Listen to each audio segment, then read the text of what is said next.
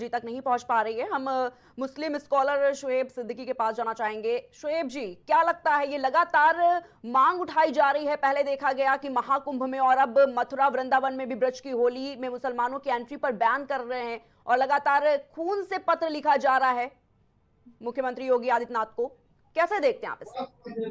देखिए, ऐसा है कि स्कूल के जो मामलात हैं वो आप देख रही मंदिर यहाँ पर दिन ब दिन बढ़ते जा रहे हैं जी। आप बताइए, जिन्होंने खून से लेटर लिखा है मुख्यमंत्री जी को, हमें लगता है मुख्यमंत्री जी ने वो लेटर देखा ही नहीं होगा। एक जमाना होता था खून से लेटर जो है एक महबूब अपनी महबूबा को लिखता था। आप बताइए, आपने खून से लेटर लिख दिया, आप कहते हैं मुसलमान को बैन कर दिया जाए। आपने उस वक्त मुसलमानों को बैन क्यों नहीं किया जब प्रयागराज जो पहले इलाहाबाद था वहां से कुंभ के मेले में जब वहां भगदड़ मची और जब वो लौटे तो मुसलमानों ने अपने घर के दरवाजे खोल दिए, मस्जिद खोल दी, दौड़ भाग करने लगे, खाने पीने का इंतजाम किया। वहां पे आपने मुसलमानों को बैन क्यों नहीं किया? जब मुल्क आजादी के लिए खून मांग रहा था तो मुसलमानों ने अपना खून बहा के मुल्क को आजाद किया, उस वक्त आपने मुसलमान को बैन क्यों नहीं किया? तो इस तरह की सस्ती शोहरत पाने के लिए मंदिराम पर आने की इस तरह की बातें ना करें। आप देखिए, रमजान शरीफ चल रहा है, 70% मेरे हिंदू भाइयों की दुकान है, ऑल इंडिया में दुकानें हैं, और किसी एक मुसलमान ने आप बात बताई हो कि हिंदू का सामान ना ले तो बताइए आप। हिंदू लोग क्या करते हैं, रमजान शरीफ के मौके पर अरबों रुपए करोड़ों रुपए सामान ले लेते हैं कि मुसलमान भाई पूरे रमजान की खरीदारी करता है और मैं उससे पैसा मालामाल हो जाता हूँ। ये गंगा जमनी की मिसाल दी जाती है। आप बताइए, सर, सस्ती शोहरत पाने के लिए आप दो समुदाय में फाइट करने की बात कर रहे हैं। हमारे मुल्क के वजीर आजम नरेंद्र मोदी जी सऊदी अरब जाते हैं, ईरान जाते हैं, बहुत कई ममालिक मुसलमान ममालिक में जाते हैं और कई अवार्ड्स बांटते हैं। आप इस तरह की बातें कर रहे हैं। आपने मुख्यमंत्री जी को पत्र लिखा है। आप ये बताइए कि यूपी में कई करोड़ की आबादी है, इतना बड़ा जो प्रोग्राम चल रहा है, होली का करीब है, होली प्लस रमजान शरीफ चल रहा है, जो पूरा महीना इबादत करी जाएगी। मुख्यमंत्री उसको लाइन ऑर्डर को देखें कि आप खून भरी मांग को देखें। और दूसरी बात, मुसलमान इस वक्त खुद इतना मसरूफ है, जब चांद निकल आता है तो मुसलमान जो है रोजे रखता है, पाबंदी रोजे रखता है, इबादतें करता है, उसके इतना वक्त ही नहीं है। और हमेशा एक चीज मैंने ख्याल रखिएगा कि कोई भी त्योहार हो, किसी भी धर्म का त्योहार हो, वो एक मोहब्बत का पैगाम ला नहीं है। तो मेरी गुजारिश रहेगी मुख्यमंत्री जी से भी और प्रधानमंत्री से भी गुजारिश रहेगी कि इस तरह की कोई बात ना सामने आए, मंजर-ए-आम पर आए, जिससे इस तरह के कोई मामले आए, दो समुदाय टकराने की बात आए। आप बताइए, अभी पहले अभी आपको याद होगा, मेरी बात आ रही है मैडम अब तक? जी जी। अभी आप देखिए, कुछ पे डाल दिया था वकील साहब थे हमारे,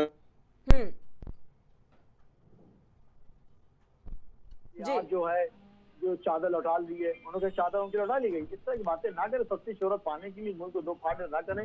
हिंदू भाई हमारा जो है राम है, हम उसके लक्ष्मण है। जो गंगा जमनी की तहजीब वो मिसाल दी जाती है, उसको कायम रखें। और होली, आप देखिए, दो बड़े त्योहार आपके वहाँ होते हैं। सबसे बड़ा होता है दिवाली और दूसरे नंबर पे होता है होली, जिसको हम लोग सम्मान के साथ बनाते हैं। और दूसरी बात, मैं भी बहुत जगह जाता हूँ होली मनाने के लिए। मेरे पढ़े लिखे हिंदू भाई लोग भी हैं, वो कहते हैं शोभ भाई, अगर आप नहीं होली खेलते तो एक टीका लगा देते हैं, हल्का सा गाल पे गुलाल लगा देते हैं, एक पैगाम देते हैं मोहब्बत का। ये मोहब्बत का पैगाम है। तो मैं चाहता हूँ सस्ती शोहरत पाने के लिए इस तरह के बयान न दे। जिसको जाना होगा वो जाएगा, आप रोक नहीं पाएंगे। जिसको नहीं जाना होगा आप बुला नहीं पाएंगे। ये गंगा जमनी की मिसाल देते हैं। ऐसा पैगाम पहुंचाइए कि लोग आपको टूट के मिले आपसे। सस्ती शोहरत पाने के लिए एक समुदाय को हर जगह टारगेट ना लें आप। जी ठीक है, ठीक है, ठीक है। मुस्लिम स्कॉलर शुएब सिद्दीकी के पास वापस जाना चाहेंगे। शुएब जी, क्या कहना चाहेंगे, इसका क्या जवाब है? क्योंकि लगातार जब इस तरह की मांग उठती है तुरंत जवाब दे दिया जाता है कि अभी होली की बात चल रही है, होली का बड़ा त्योहार आ रहा है और ऐसे में कि रंग हराम है, तो अब तो मदद कर रहे हैं एक तरीके से मुस्लिमों की। तो क्या दिक्कत आ रही है आखिर मुस्लिमों को इससे? देखिए, ये दौर मैडम इतना खराब चल रहा है जहां बच्चे अपने बाप की बात नहीं मान रहे हैं, शागिर्द अपने उस्ताद की नहीं मान रहा है। शिशिर भाई इतनी अच्छी बात कह रहे हैं कि मैं उनका भला कर रहा हूँ। ये दिमाग से कहें, दिल से कहें, अगर कह दिया मेरे लिए यही बहुत है। शिशिर भाई ने भी एक बात बहुत अच्छी कही और मैं खटाश नहीं करूंगा, जो बड़े भाई हैं उनके जबान से मैं समझता हूँ बेहतर नहीं है, क्योंकि कुछ पर्सनालिटियां ऐसी होती हैं कि तस्दीक करने के बाद ही बात करनी चाहिए। जैसे भी उन्होंने एक बात कही कि इस्लाम में रंग हराम है। क्या आपने किताब पढ़ा है? पढ़ी पढ़ाई बात पे ना आप बात करें, चूंकि आप एक सीनियर एडवोकेट भी हैं, हमारे बड़े भाई हैं। तो आपने एक बात कह दी, इस्लाम में रंग हराम है। कहाँ हराम है बताइए, आपको किताब दिखाइए आप। अगर किसी ने कहा है तो कहीं सुनी बात में नहीं जाता हूँ, कहीं हराम नहीं है। किसने कहा हराम है? ये चीज आप गलत बात कह रहे हैं। अब आप कह रहे हैं रंग लगा दो गोली मार देंगे। अरे किसने कहा गोली मार देंगे? हम तो गोली खा रहे हैं भाई, कंटिन्यू मारे जा रहे हैं। इस तरह की बातें ना करें। आप पढ़े लिखे हैं, बड़े भाई हैं मेरे, मैं बहुत सम्मान करता हूँ। देखिए बात यहाँ सिर्फ इतनी आई है कि ये मुल्क ऐसा है मैडम कि ये यहाँ हर मजहब के लोग पाए जाते हैं, रहते हैं। यहाँ पे दिवाली हो या ईद हो, अभी आप देखिएगा कि अनकरीब ईद आ रही है। आप देखिएगा जितने लोग सस्ती शोहरत पाने के लिए हिंदू मुस्लिम को अलग करने की कोशिश करेंगे, कर नहीं पाएंगे। आप देखिएगा मेरे कितने हिंदू भाई हमारे वहाँ ईद में आएंगे, मेरी मदद करेंगे, नमाज वगैरह होगी उसमें दौड़ भाग करेंगे, कोई कमी होगी वो करेंगे हमारे साथ। रोजा अफ्तार में आप देखिएगा अभी सियासी रोजा अफ्तार शुरू हो जाएगा। सियासी रोजा अफ्तार में कभी नहीं जाता हूँ, किसी पार्टी का भी हो, लेकिन आप देखिए गैर मुस्लिम मुस्लिम सब साथ रहते हैं, तो आप कैसे मुस्लिमों को अलग कर देंगे? और आपने अपनी बात, संतों ने बात कही है, हमारे संत हो या हमारे बड़े बड़े आलिम हो, मैं सबका सम्मान करता हूँ, हमेशा करता रहूंगा। उन्होंने अपनी बात उठाई है। मेरा हमेशा एक बात कहना रहा आप सबसे कि अगर किसी एक ने गलती की है तो आप पूरे समुदाय को खतावा नहीं ठहराएंगे। अगर आपको लगता है कि मुसलमान ना है, आप जाहिर सी बात है, वो पहली बात इस वक्त इतना मसरूफ है मुसलमान कि वो उसके वक्त ही नहीं है। हर मुसलमान इबादत में लगा हुआ है। अगर वो आता है, आप क्या बुलाएंगे? दावत दे के बुला रहे हैं कि कैसे बुला रहे हैं, मुझे समझ नहीं मेरी बात आ रही है। इस तरह की बातें कह के दो मुल्क को फाड़ करने की कोशिश ना करें। आप जो मामले रख रहे हैं, थूक वाली बात आप कह रहे हैं, थूक कर देते हैं। अरे भाई थूक अगर कोई करके डाल के दे रहा है तो उस पर एजेंसियां पड़ताल कर रही है, एक्शन लिया जा रहा है। अभी जैसे इलाहाबाद में आप देखिए, प्रयागराज में कुछ वीडियो लॉन्च हुए, कल मैं डिबेट दी, उसपे कुछ लोग औरतों कहने लगे, तो मैंने कहा कि औरतों को ना कहिए, इस मुल्क में औरत को देवी का दर्जा दिया जाता है। मेरी भी माँ है, मेरी बेटी, मेरी बहन है। तो उन्होंने कहा आपने सिद्दीकी साहब बिल्कुल सही बात करी। तो इस तरह की बात कह के आप दो फाड़ वाली कोशिश ना करें। ब्रिजा अमन में नहीं बुलाया, नहीं जाऊंगा, बुलाया हो तो जाते।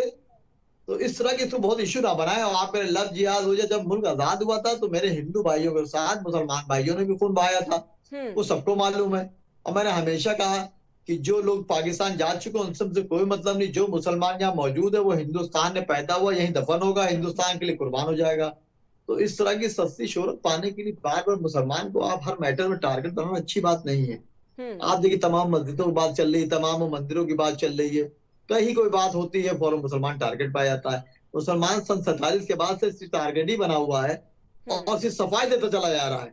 उसको हर पार्टी ने यूज किया।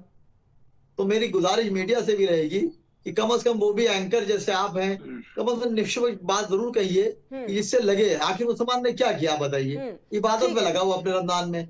योगी जी ने एक फरमान किया था कि मस्जिद में बाहर नमाज ना पढ़ी जाए, उसको भी फॉलो किया जा रहा है। क्योंकि हमारे यहाँ ये भी है कि अगर आप किसी जमीन पर नमाज पढ़ रहे हैं, अगर उससे इजाजत नहीं ली है तो नमाज नहीं कबूल होगी। हमारे वजीर आला योगी आदित्यनाथ जी ने फैसला दिया था, सर आंखों पे था।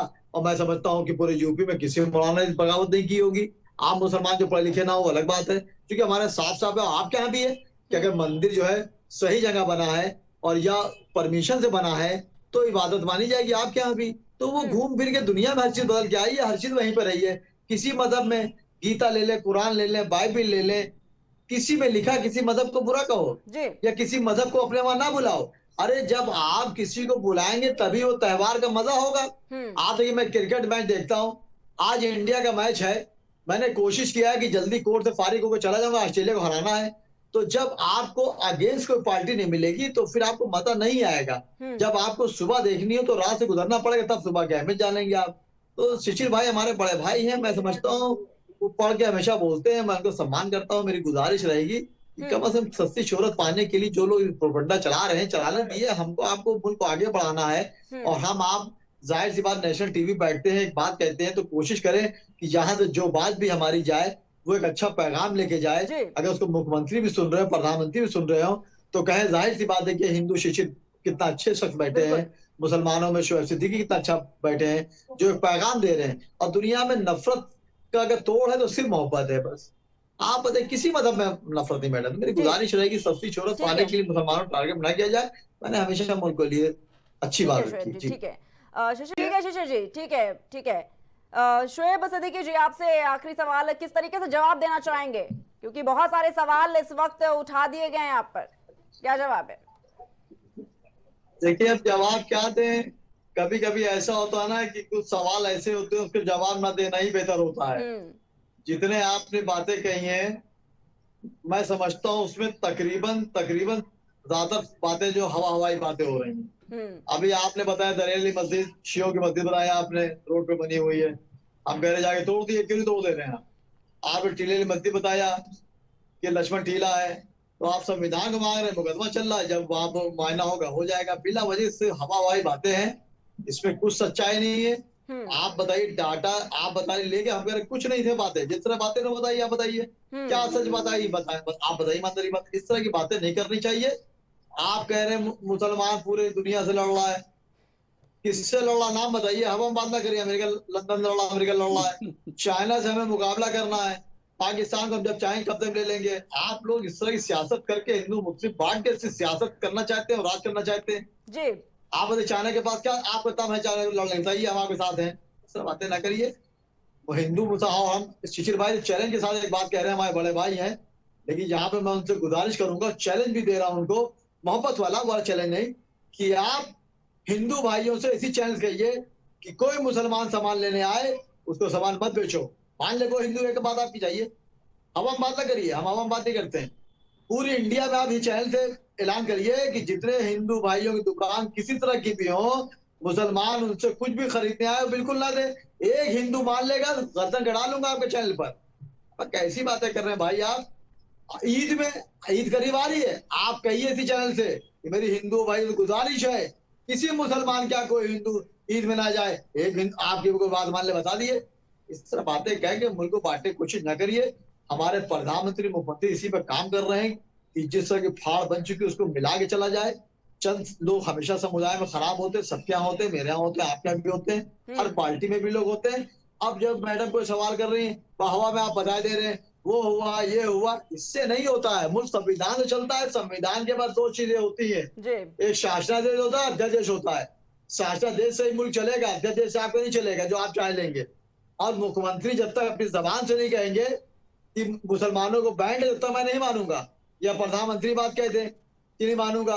तो मैं जनरल वे में मैं इतना किसी को लोड नहीं देता हूँ। हम बात कोई ना करें, इस मुल्क को बांटने की कोशिश ना करें। मैंने हमेशा मैडम एक बात आपके चैनल कही कि हिंदुस्तान के मुसलमानों की तरफ से मैंने हमेशा एक बात कही आपसे कि एक आरजू नहीं, हर आरजू तो ये है लाकर जरा सी रख दो खाके वतन कफन में। तो आप सस्ती शोर पानी ना कहिए, होली आएगी मैं खुद जाऊंगा। होली में तमाम मेरे हिंदू भाई मुंतजिर है कि भाई आपका रोजा है तो आप जो कोशिश करिएगा रोजा खोलने बाद शाम को मिला जाएगा। और एक बारीकी जब मैडम बताते हो जहन में आ गई बात कि होली में जो टाइम होता है, गवर्नमेंट टाइम देती है 12 दिन का रहता है कि 12 के बाद होली नहीं खेली जाएगी।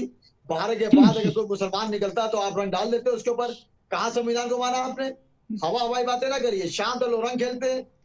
अगर कोई मुसलमान नमाज पढ़ने आ रहा है, आप सर से छेड़खानी करके आपने उसकी लड़की के ऊपर रंग डाल दिया, उसकी बीवी पर रंग डाल दिया और कहा बुरा न मानो होली है, जबकि साफ साफ लिखा है 12 बजे के बाद रंग नहीं खेला जाएगा। इस तरह की बातें ना करें, इस मुल्क को बांटने की कोशिश ना करें। मुसलमान इस मुल्क के लिए जान देता था, देता है और देता रहेगा। तो सस्ती शोहरत पाने की इस तरह की बात ना करें। हिंदू मुस्लिम जो है गंगा जमनी तहजीब है। हिंदू मेरा राम है, मुसलमान उसका लक्ष्मण है। मैंने तो आपको राम मान लिया, अब आप लक्ष्मण मान लिए तो बहुत अच्छा रहेगा। हम सड़कों पर इस मुल्क को आगे बढ़ाएंगे। ठीक है शोएब जी। तो अखिल भारतीय हिंदू महासभा के राष्ट्रीय प्रवक्ता महासाद शशि चतुर्वेदी जी जुड़े हुए थे, साथ ही साथ मुस्लिम स्कॉलर हमारे साथ शोएब सिद्दीकी जी जुड़े हुए थे। बहुत बहुत धन्यवाद आपका हमारे साथ इस खास चर्चा में जुड़ने के लिए। तो बताना चाहेंगे कि मुसलमानों की ब्रज की